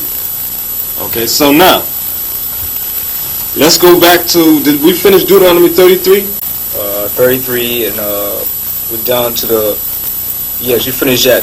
So I like to list that the Indians today that's living down in from Guatemala to Panama, they're known as the Cunas, the Chucos, and the San Blas Indians. Those are all descendants of the Mayan Indians today that's occupying from Guatemala to Panama. Right, let me go to this book briefly entitled The Hope of Israel, written by Manasseh ben Israel. Okay, these were records that this so-called white man had scribed concerning the Indians that he came across. And by the way, the word Indian comes from the Latin word India, which means servant. That's what it means. So I'm going to go to page 112. I shall speak somewhat in this discourse of the divers opinions which have been, and shall declare in what countries it is thought the 10 tribes are. I'm going to jump down. You must know, therefore, that Alexo Venagas says that the first colonies of the West Indies were of the Carthaginians, meaning Israelites. That's what it's making reference to. Who first of all inhabited Hispaniola, which is the Dominican Republic, and as they increased, spread to the island of Cuba. From thence to the continent of America, and after that towards Panama, New Spain, and Peru. Okay, so this guy's letting you know that the Israelites were spread in the Dominican Republic, Cuba, America, Panama, New Spain, meaning Mexico, and Peru. And this will end the conclusion in Zebulun and Issachar, but this verse is mainly about Issachar. 1 Chronicles 12 and 32. And of the children of Issachar. And the children of Issachar, which are the Mexicans, known back then as the Aztecs. Read on. Which were men that had understanding of the times. Which were men that had understanding of the times. The times were what? To understand astronomy and astrology. Knowing the zodiac. Reading the heavens. Read on. To know what Israel ought to do. And they knew what Israel had to do at certain occasions. The heads of them were 200, and all their brethren were at their command. So all their brethren were at their command when they would foresee and read the heavens. So when you go back in the history, even the Aztecs had calendars, and they even foretold of futuristic prophecies that occur when you read the Codex and the history of the Aztecs on the writings on the pyramids. So this will end the conclusion of Zebulun and Issachar. Now we're going to Dan. Right. To the tribe of Dan. Genesis 49 and 17. And by the way, the word Dan means judge. Okay? Verse 17 says, Dan shall be a serpent by the way. So back in ancient time, when Dan was a judge, Dan was like a serpent to the enemies of the nation of Israel. Like a serpent in the way waiting to attack his enemies. Read on. An adder in the path. So an adder is a poisonous snake. So when Dan attacked our enemies, it was a vicious and a hard attack. Read on. That biteth the horse heels. So like a horse bite, like a serpent will bite the horse's heel, and it will cause the horse to run up backwards and fall backwards. So Dan was like an attacker, ambusher against our enemies. Read on. So that his rider shall fall backwards. So Dan destroyed our enemies, and also too, this is saying Dan caused the nation of Israel to go back into idolatry. When you read the history of Dan. Okay, so now we're going to go to Deuteronomy 33 and verse 22 to continue on Dan. And of Dan he said, Dan is a lion's whelp. So Dan had a characteristic of a lion's whelp too, a courageous, warlike people. Right, like with Samson, he was one of the main ones of the judge of Israel. Right. It reads on, he shall leap from Bashan. Now when it says Dan shall leap from Bashan, Dan was situated in the northern part of Israel. So when it says Dan shall leap from Bashan, meaning Dan was going to leap from where he was occupying and blend into the rest of the tribes of Israel. Because what happened to Dan, when you read in the book of Revelation, it's not mentioning Dan. Why? Because Dan was blended in with the rest of the tribes of Israel. Right, and to prove that, we're going to go to the New Testament in Revelation chapter 7. Okay, the tribe of Dan, they weren't destroyed as people, but they no longer had an inheritance. Like in the past, when the Levites no longer had an inheritance, so in this day and age, the tribe of Dan no longer has an inheritance. The proof of that is Revelation chapter 7. I'm going to read verses 1 down to 8. I'm going to read it swiftly. If you want to interject, do so. It says, "And after these things, I saw 4 angels standing on the 4 corners of the earth, holding the 4 winds of the earth, that the wind should not blow on the earth." So that's the destruction that's going to come from the 4 corners of the earth. The nuclear destruction that's coming against all nations. Read on. "Nor on the sea, nor on any tree. And I saw another angel ascending from the east." Israelites. Because a lot of you try to be smart and go, see, that includes everybody. It says of the nation. Right. And so is that it? Isaiah 11:11. Right. And it says, "And it shall come to pass in that day that the Lord shall set his hand again the second time." The second time means when he comes back. Right.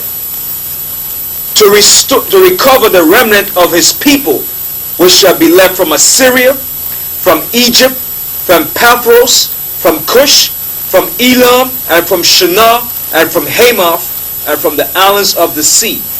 And he shall set up an ensign for the nations, and shall assemble the outcasts of Israel.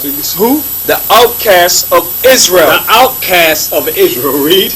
"And gather together the dispersed of Judah from the 4 corners of the earth." Do you hear that? So that explains Revelation 7 and that verse we had read about them coming out of all nations. Okay, so stop the strange doctrine of including the Chinese, the Japanese, the Hawaiians. No, this ain't for you. This is only for the 12 tribes of Israel coming out of all nations under the earth. Alright, so with that we're moving on to the next tribe, which is Gad, which means truth, which is the so-called North Americans, known as the Cheyenne, the Sioux, the Apache, the Cheyenne, the Apaches, and so forth. This is what you call the so-called North American Indians, Native American Indians. Now, I want to stress this point because you have scholars and so-called biblical scholars saying, well, Native American Indians are Chinese, they came from the Bering Strait. This is a bold-faced, blatant lie. You're looking at a so-called North American Indian right here. That's right. Nathaniel. Since you made that statement, let's go into this book entitled History of the American Indians by James Adair. Okay? He wrote this book in let me look at it real quick. 1775, and it was first published in the United States in 1930. Let's read about, did he find anything about the Native American Indians being descended from the Chinese? I'm going to go to page 13. Page 13 and 14. Bear with me, here comes right here. All right. It says, "Some have supposed the Americans," meaning the Indians throughout the North America, "to be descended from the Chinese, but neither their religion, laws, customs, and etc. agree in the least with those of the Chinese, which sufficiently proves they are not of that line." I'm going to go to page 14 now. "Neither could persons sail to America from the north," referring to the Bering Straits, that lie that you push in schools, that the so-called Indians came through the Bering Straits. I'm read it again. "Neither could persons sail to America from the north by the way of the Tartary or ancient Scythia, that from its situation never was or can be a maritime power, and it is utterly impractical for any to come to America by sea from that quarter. Besides, the remaining traces of their religious ceremonies and civil and martial customs are quite opposite to the like vestiges of the old Scythians," meaning the old Chinese. Okay? "Nor, even in the moderate northern climates, is it to be seen the least vestige of any ancient, stately buildings or of any thick settlements, as are said to remain in the less healthy regions of Peru and Mexico. Several of the Indian nations assure us they crossed the Mississippi before they made their present northern settlements." That's why they call them the Indians Arawaks, meaning when they traveled from the southern coast of South America or made their way up. "Which, connected with the former arguments, will sufficiently explode that weak opinion of the American Aborigines being lineally descended from the Tartars or ancient Scythians," meaning Orientals. Jump down. From the most exact observations I could make in the long time I traded among the Indian Americans, I was forced to believe them lineally descended from the Israelites, either while they were a maritime power or soon after the general captivity. The latter, however, is the most probable. This descent I shall endeavor to prove from their religious rites, civil and martial customs, their marriages, funeral ceremonies, manners, language, traditions, and a variety of particulars which will at the same time make the reader thoroughly acquainted with the nations, of which it may be said to this day, very little have been known. Right, so I like to show in this book too called Native Americans, on page 55, you have a group of Apache scouts. Then on page 67, you have a warrior. On page 67, when you see on the screen. Then on page 78, you have another warrior. Then on page 98, you have another Indian warrior. Showing you these are not Chinese. So let's go on to the scriptures. And the first scripture we're going to begin with is Genesis 49 and the 19th verse. Okay. Gad, a troop shall overcome him. Now stop. It said, Gad, a troop shall overcome him. The troop that overcame the so-called North American Indians was the U.S. cavalry, beginning with many different generals, but Custer was the main famous one, and he had other generals after Custer. And from that point, they were destroyed and defeated by the U.S. cavalry. Right. So that's the prophecy showing you of Gad shall be overcome by a troop. Right. But he shall overcome at the last. But in the end of this captivity or punishment, Gad is going to overcome. They're going to rise up and get revenge on our enemies. Now the next scripture is Deuteronomy, the 33rd chapter and the 20th verse. And of Gad he said, Blessed be he that enlargeth Gad. So the Most High blessed Gad with a large proportion of the lands in North America, such as here in the United States, Canada. They have the largest areas of land mass. Read it on. He dwelleth as a lion. So he said, Gad dwells a lion. Now you know how a lion dwells? A lion roams the entire prairie, and he covers a large area of land for their territory. And also too, when he say he dwells as a lion, Gad used to paint their face with war paints, and it shows a warlike character. Read on. Okay. And teareth the arm. Now when he said he tear up the arm, they would take a knife and they would cut the skin and make the blood ritual or covenant, saying that we're brothers forever. This came from the so-called North American Indians. Read it on. With the crown of the head. And the crown of his head was what? Was the Indian bonnet that he wore upon his head. And we're going to show some pictures on that. You can show that picture. Let me show you one from this book entitled The Way of the Warrior. Okay, and inside this book, they show you the crown of the tribe of Gad. Okay, and it specifies here with the crown of the head, because the tribe of Gad is letting you know in the last days would have a strange crown. A crown that's unusual to the kings of the earth. Now let's take a look at that crown. Okay. The title says Crowning Glories. And I'm glad it got the word crown there, because it goes directly with the Bible. Crowning Glories. Do you see that crown? That's a magnificent and beautiful crown. Okay, a war bonnet. All right. In this book called Native American on page 81, it's going to see a group of Indian chiefs. It is right here. Here's the crown of the head right here. There's no getting around that scripture. That's the proof right here. The crown of the head. There's another one I'm going to show you on page 85. And only top warriors wore these crowns for their victory in battle. Not this one, but this one over here on page 85. See that beautiful crown? That's from the scripture. And that's what the Native Americans, Indians wore upon their head. A crown, a beautiful crown of feathers. Right, you brought out that part about tear up the arm. Right, tear up the arm. That blood brother covenant. Okay, they would get a sharp stone or a knife and break their flesh and put their hands together so that the blood would mingle. I wouldn't suggest you do that today, though. You get AIDS and drop dead. So But that was the prophecy on what the tribe of Gad would be doing in the last days. Okay? So what was the next scripture we were going to go to? There's more to that too. There's more in the 20th verse. Right. Yeah, Deuteronomy verse. 33 and 20. It 21. says, 21, excuse me. Yeah. And he provided the first part for himself. So I mean, when he divided different areas of the land, he took for himself. Read on. Because there were other tribes that came along with him. But Gad took their portion of their land. Read on. Because there, in a portion of the lawgiver, was he seated. So Gad also too, when he came over, became a lawgiver. Because they took part in what? In the ceremonies, issuing the laws, and showing justice among themselves. Read on. And he came with the heads of the people. So when he said he came with the heads of the people, he came with along with the other tribes, such as the Puerto Rican Indians known as the Boricua, Taino, and so forth. They didn't come alone. They came along with the rest of the tribes of Israel. Read on. He executed the justice of the Lord and his judgments with Israel. So he also executed justice and judgment too. That was part of Gad's duty when they came over here. Because Gad had laws, like we just read in the book of James Adair. They kept the laws and the ceremonies, also wearing the fringes. You notice amongst the Native American Indians, they wore the fringes in all their garments. I'm going to show some pictures of that too, when they wore the garments. That was a natural custom. Right, let's get that in the, I'm going to get that. This is Numbers chapter 15 verse 38.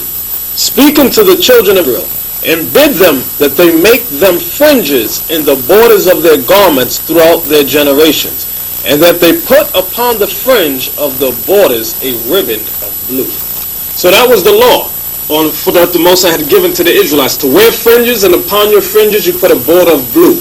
As you see in many clips, you see the Native American Indians, we wore fringes, okay? And there's one where you can actually see the ribbon of blue that was according to the laws of the Most High. And the fringes represented the laws. There were over 600 laws that was given to our people.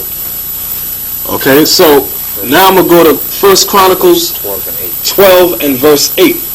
It says, and of the Gadites, they were separated themselves unto David. They were scouts. Like the so-called white man used the Apache as scouts to hunt other Apaches down. They were scouts in David's army. Read on. Into the whole, to the wilderness, men of might and men of war. They were men of war, courageous, Geronimo, Victorio, you name them. Great warriors, Santana, Sitting Bull. Read on. Fit for the battle. They were fit for battle. Excellent warriors. Read on. That could handle shield and buckler, whose faces were like the faces of lions. So man, they paint their faces with war paint. Right. When they went out to war. I'm gonna show a clip of that from this book entitled After Columbus. This is from the Smithsonian Chronicle of the North American Indians. Okay, you got two photographs here showing you what the scripture means when it says whose faces were like the faces of lions, meaning, like the brother brought out, they used to paint their face fiercely, so they looked terrible when they went to war, just like a lion looks. Okay, I'm gonna read on. It says whose faces were like the faces of lions, and were as swift as the roes upon the mountains. They were swift. They was good. One main tribe that was famous for that were the Apaches. They was good for using what you call ninja tactics in warfare. And the history book tells you that the Indians were so swift they could run 300 miles non-stop. They were swift in war. They could outrun a horse. That's how swift they were in battle. That's the history. And also there's another one in 1 Chronicles 5 and 18. I'm going to show you 1 Chronicles 5:18 where it tells you right here. It says the sons of Reuben, which are the Seminole Indians who were brothers to the Gadites. It says, and the Gadites and the half-tribe Manasseh, which are the so-called Cuban Indians, are valiant men able to bear buckler and sword, and to shoot with bow, and skillful in war. In this book right here, what is this right here? It's showing the bows and the arrows. The Indians were skillful in using the bow, and they were skillful in war, like I named before, with many different leaders of the so-called Native American Indians. So those are the scripture and prophecy showing you about the so-called Native American Indians. So at this time we would like to show and prove, according to the Apocrypha, which is the Bible, how the 10 tribes came over to the Americas, known as the New World. And these 10 tribes were referred to as what you call Native American Indians, the Indians in Central America, throughout the Caribbean and South America. Now this is the book of 2nd Ezra, the 13th chapter and the 40th verse. Those are the 10 tribes which were carried away prisoners out of their own land in the time of Hosea the king. So this Hosea was the king of Israel during that time, when the nation of Israel was split into two, known as the northern kingdom and the southern kingdom. Now at this time, Shalmaneser, the king of Assyria, took the 10 tribes out of Israel and took them into his country, which is up in Assyria. Read on. Whom Shalmaneser, the king of Assyria, led away captive. So they went into slavery under the Assyrians. Read on. And he carried them over the waters, and so they came into another land. So he took them over the waters into the land of Assyria. So he took them from the land of Israel to his land, Assyria, as slaves. Read on. Right, and that's also made mention of in the book of Kings, chapter 2 Kings, 17. 17th chapter. Right, verse 41. But they took this counsel among themselves. So who took this counsel? The 10 tribes, including the tribe of Dan, who was also absorbed into the rest of the tribes of Israel. They took this counsel among themselves. Read on. That they would leave the multitude of the nations and go forth into a further country. So they said, listen, Israel, our brothers, we're going to leave this part of the world where these heathens, these nations are occupying, and we're going to go forth into another country. Read on. Where never mankind dwelt. At that time, when they made this statement, no other nation of people were dwelling in what they call the New World, which is called the Americas. It was unoccupied. Read on. Verse 42. That they might there keep their statutes, which they never kept in their own land. So they say, if we leave this part of this world and go into another world, another part of the earth, we might keep our laws and statutes, which we never did kept. Read on. And they entered into Euphrates. Now this is going to knock out that big, blatant lie that have been taught in the school system, that the Indians came from the Bering Strait. That's what it says. It said they entered into the Euphrates. Where's the Euphrates? It's above Iraq in the Middle East. They came through the Persian Gulf because the Euphrates extend all the way down to the Persian Gulf. Read on. By the narrow passages of the river. By the narrow passages of the river through the Euphrates, and then came all the way down to the Persian Gulf. Read on. For the Most High then showed signs for them. The Most High showed the signs in the heaven. So they navigated by the stars. And who was doing this? The tribe of Issachar, the so-called Aztecs, what you call the Mexicans. Read on. And held still the flood till they were passed over. So the Most High held still the rough seas until they were passed through. Read on. For through that country there was a great way to go. For through that country was a great way, a long way to go. Coming from all the way from the Persian Gulf, coming on all the way down to Africa, the coast of Africa, the tip of Africa. It was a long way to go. Read on. Namely of a year and a half. And it took them a year and a half. Why? Because they had to make stops to get what? Water and maybe food. So it took them a year and a half to get from the east all the way to the west, which is known as the Americas, the New World. Read on. And the same region is called Osiris. And that same region is called Osiris, meaning another land, which is known as America. That's the land they came to, the Americas. Read on. That's it. So that was it, showing you how the tribes came over to the New World. It took them a year and a half to get from the east to the west. So that knocks out the lie that they came from the Bering Strait. Right. So now let's go to Genesis chapter 49, and we're at verse 20, proving Asher. Asher. So Asher represents the Indians from Colombia all the way down to Uruguay. And we're also dealing with the tribe of Naphtali, which also represents the Indians of Argentina and Chile. Out of Asher his bread shall be fat. So the Most High said, out of Asher his bread shall be fat. What is his bread? His resources that's in the land of South America. Read on. And he shall yield royal dainties. And they shall yield royal dainties. The royal dainties is the fabulous costumes and foods, certain chocolate dainties that they eat. And also too, speaking about what they have every year in Brazil, what they call the carnival. So now let's go to Deuteronomy 33 to finish on Asher. Deuteronomy 33 and verse 24. And of Asher he said, let Asher be blessed with children. So Asher is blessed with children. All South America, in Brazil, they're blessed with abundance of a lot of children. That's why at one time They were killing the children off in Brazil. They had certain hit squads killing the young children because the population of the children was growing so much in poverty. Read on. Let him be acceptable to his brethren. So when it says let him be acceptable to his brethren, it's speaking about the rest of his tribes that were scattered down to the Amazon. That became like cannibals, outcasts. Read on. And let him dip his foot in oil. Now when it says let him dip his foot in oil, when you look on the map, Venezuela is right above Brazil. And Venezuela is the largest producing South American country that produces oil.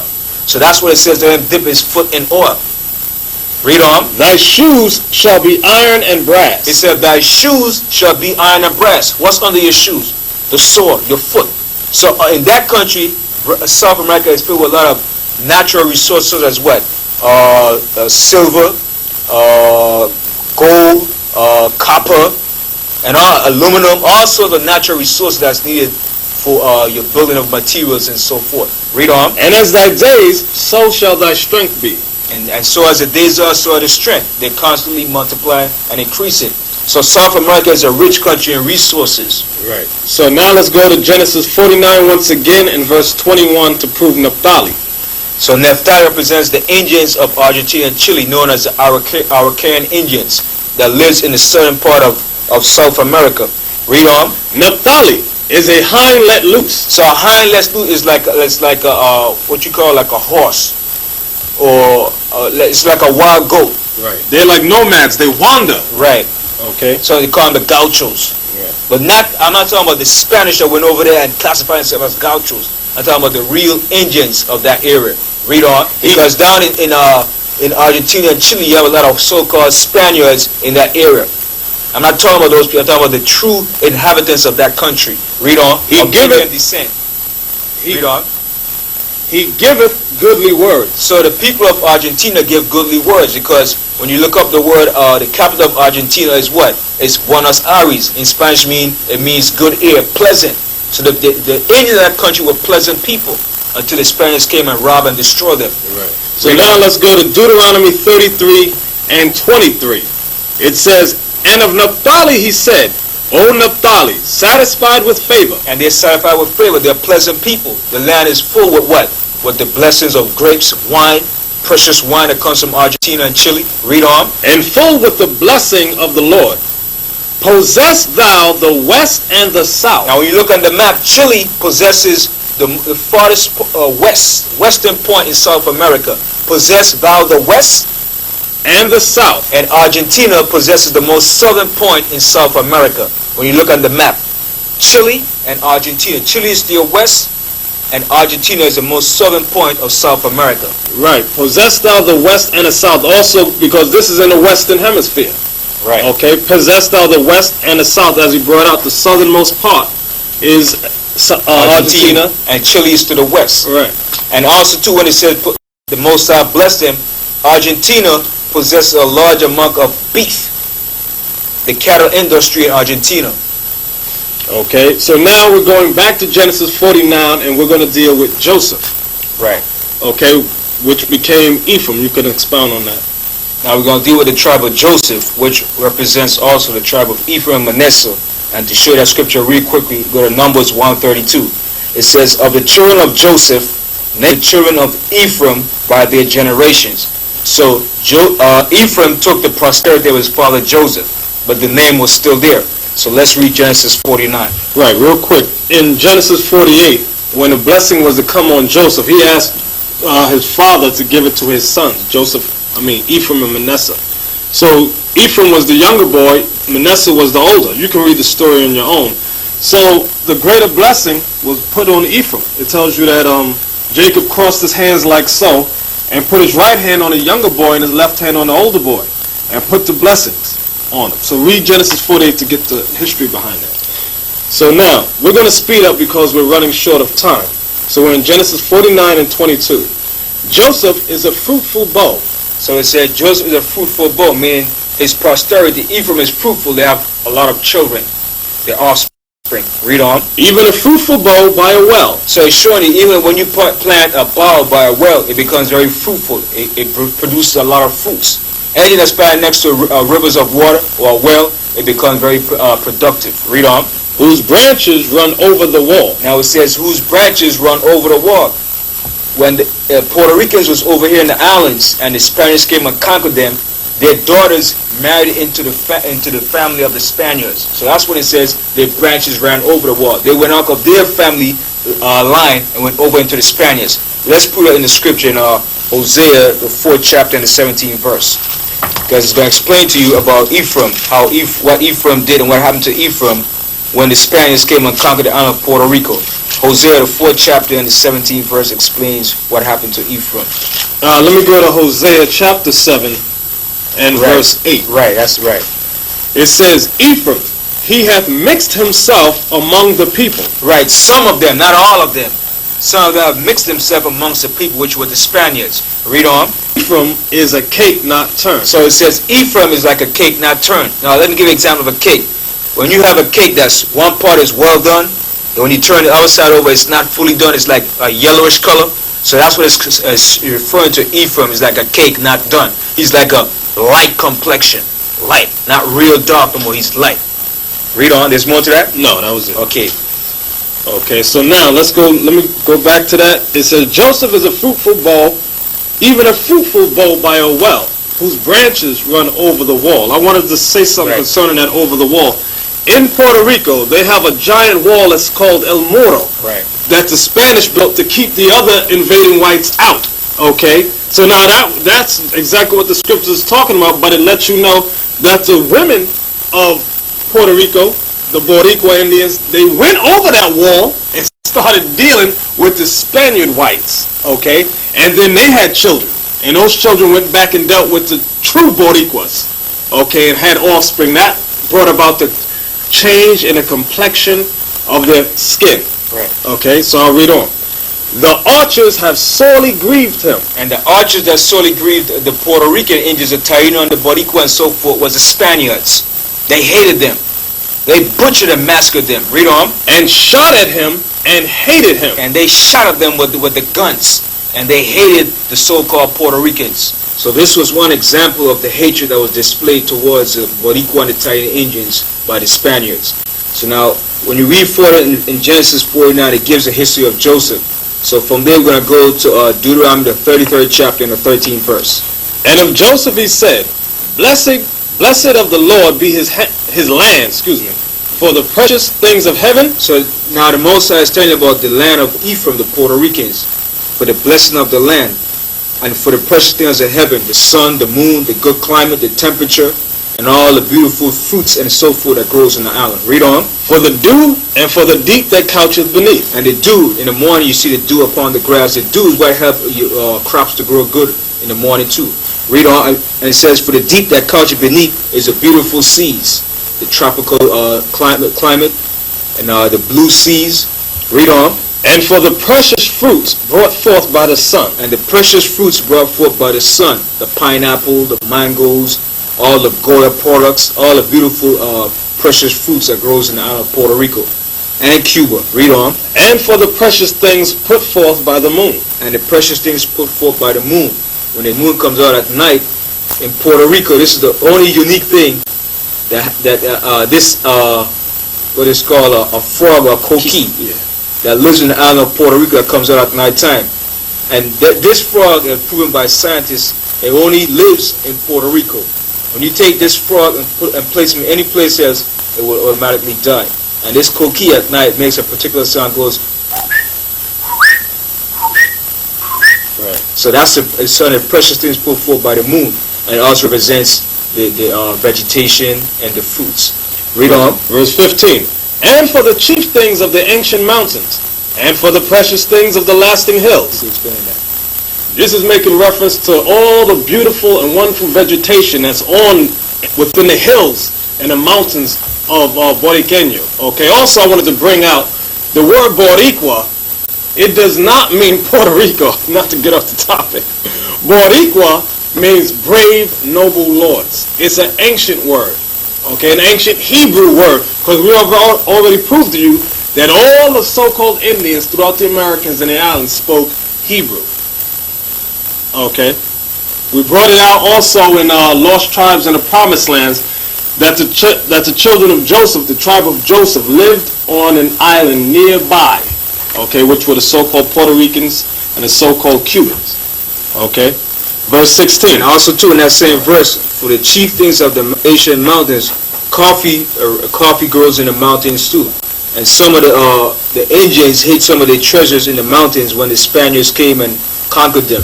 So some of the riches were still hid in the mountains of Puerto Rico, like in the Junque, the jungle, in the area parts. Reading on. Verse 16. And for the precious things of the earth and fullness thereof. Speaking about the vegetation, the fruits and so forth. Read on.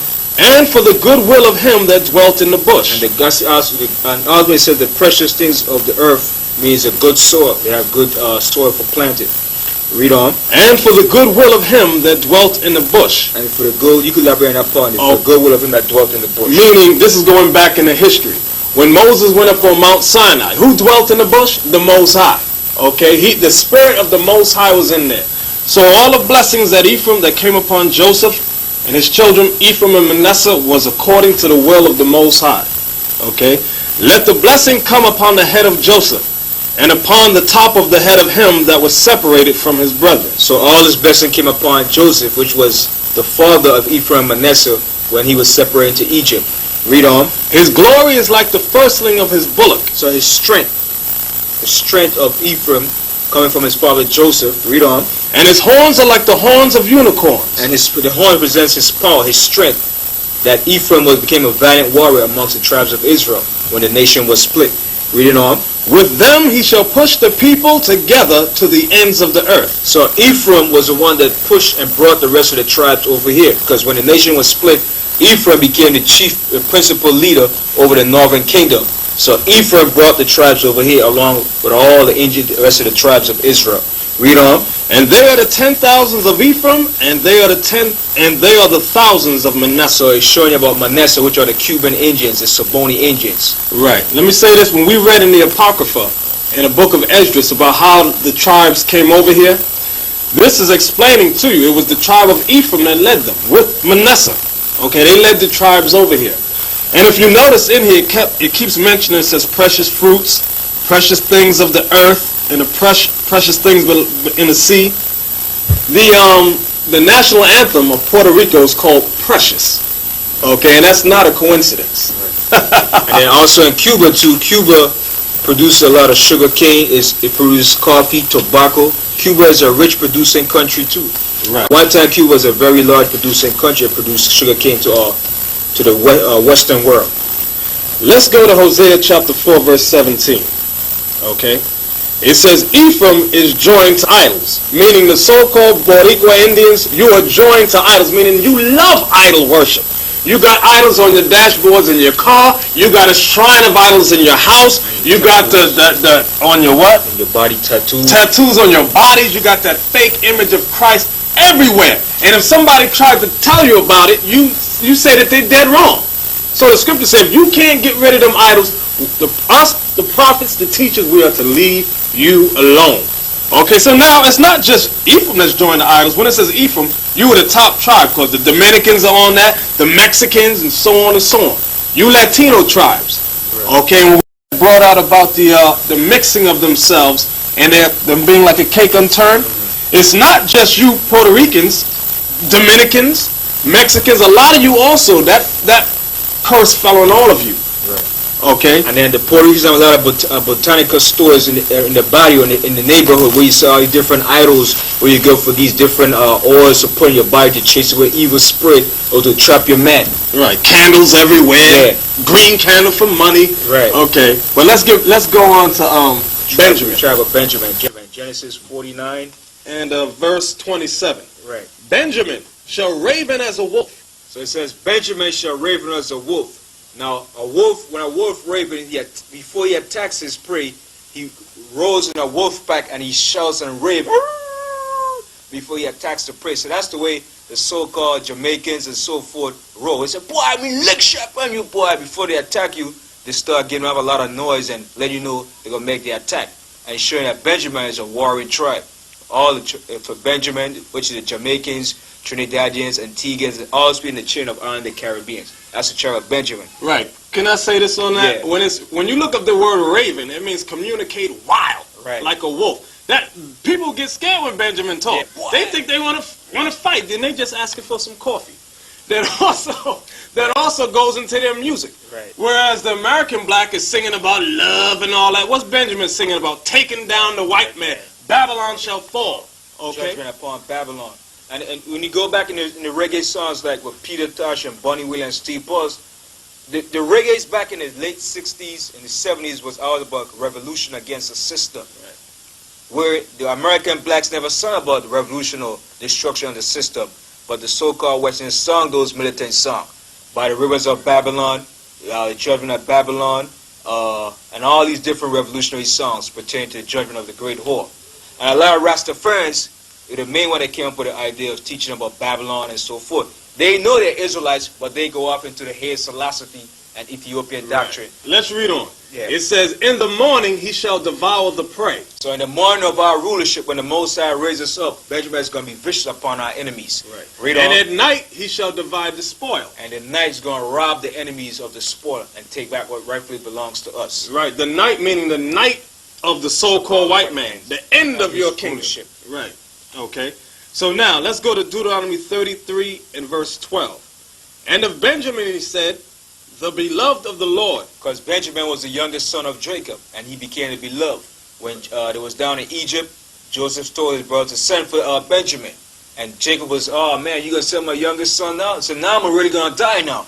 Read on. Shall dwell in safety by him. So Benjamin dwells in safety of the Most High, which is between the Caribbean islands, between North America and South America. That's the safety of the Most High. Read on. And the Lord shall cover him all the day long, and he shall dwell between his shoulders. And the shore represents the skies and the seas, the beautiful seas that's covering the Caribbean islands. Right. So now let's go back to Genesis 49 and verse 28. Right. All these are the 12 tribes of Israel. So all these are the 12 tribes of Israel. And this is it that their father spake unto them and blessed them, every one according to his blessing he blessed them. So Okay. it's showing you all the tribes. Remember we just read in Nature Knows No Color about the Jews that were in Portugal and Spain was so dark that when John Bigelow came to the Caribbean islands in Jamaica, he found them there in the island of Jamaica, which were the Benjamites, and he said they are Negro. And a lot of Jamaicans know the history that they are Israelites, but they go into a different philosophy of Ethiopia. Right. So now let's jump back to Deuteronomy 33 and verse 29. It says, happy art thou, O Israel, who is like unto thee, O people, saved by the Lord. And Israel is going to be saved by the Lord. Read on. The shield of thy help, and who is the sword of thy excellency? And the Most High is our sword that's going to get vengeance against our enemies. Read on. And thine enemies shall be found liars unto thee. And all of our enemies going to be found liars unto us. Read on. They're found liars now. Right. Right now, this as second. we're speaking. And thou shalt tread upon their high places. So the high place we're going to tread upon is to take away the white man's rulership under the powers of the Most High by the nation of Israel. So that concludes the 12 tribes of Israel. And we'd like to name the names of the tribes. Judah, his name means the Most High praises. Benjamin means son of the right hand. Levi means joined to me. Simeon means affliction heard. Zebulon means dwelling. Ephraim means fruitful. Manasseh means made to forget. Gad means true. Reuben means see as a son. Naphtali means my wrestling. Asher means happy. And Issachar means he is hired. So these are the names of the 12 tribes of Israel. In the Hebrew, it's known as Yehowadah for Judah. Benjamin is Banyamin. Levi is Loya. Simeon is Shamaiwan. Zebulon is Zabalawan. Ephraim is Aparayim. Manasseh is Manasseh. Gad is Gad in Hebrew. Reuben is Ra'aban. Naphtali is Naphtaliah. Asher is Asher. And Issachar is Yeshachar in the Hebrew. So these are the names of the 12 tribes of Israel, which are the so-called black Americans and the so-called Native American Indians and the Indians scattered throughout the Americas, Central and South America. So with that, this is the conclusion of 12 Tribe Productions for the House of David. We say shalom. Shalom. We real men of valor. We stand firm and rise. what is truth, we put our lives on the line. We're prepared for war, fearing no confrontation. These wisdom highways and byways will wake up the whole nation. We teach his words, we teach his will, we teach his truth.